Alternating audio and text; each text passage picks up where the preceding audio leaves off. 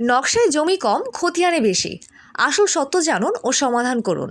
আপনি কি কখনো এমন সমস্যায় পড়েছেন, খতিয়ানের জমি 50 শতক কিন্তু মাঠে গিয়ে দেখলেন মাত্র 40 শতক? তাহলে আজকের ভিডিওটা আপনার জন্য খুবই গুরুত্বপূর্ণ। বাংলাদেশে এখন অনেক জমির মালিক এই একই সমস্যার সম্মুখীন হচ্ছেন। নকশা, পর্চা আর বাস্তব জমির পরিমাণ, এই তিনটার মধ্যে মিল না থাকলে তৈরি হয় বড় ধরনের ঝামেলা।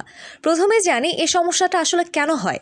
ভূমি বিশেষজ্ঞদের মতে এর পিছনে কয়েকটি গুরুত্বপূর্ণ কারণ আছে।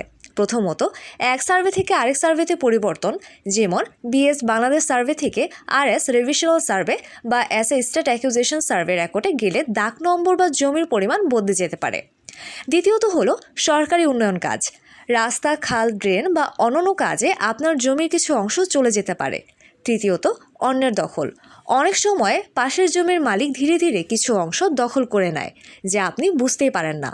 চতুর্থ হলো মাপঝোঁকের ভুল। অনেকে স্কেল ব্যবহার না করে আন্দাজে জমি মাপেন, এটা হচ্ছে সবচেয়ে বড় ভুল। এখন প্রশ্ন হলো, এই সমস্যার সমাধান কি?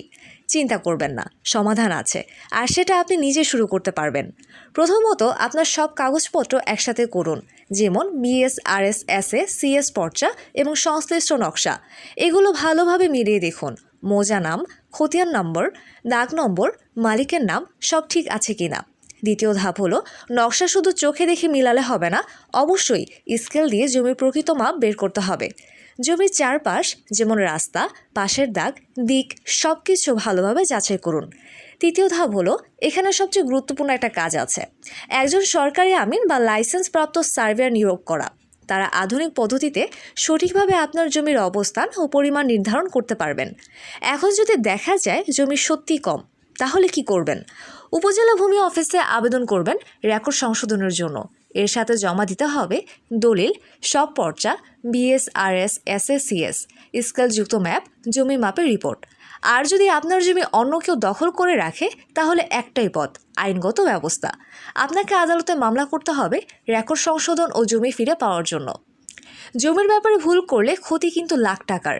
তাই সবসময় কাগজপত্র আপডেট রাখুন, নিয়মিত যাচাই করুন, আর প্রয়োজন হলে অবশ্যই আইনি সহায়তা নিন।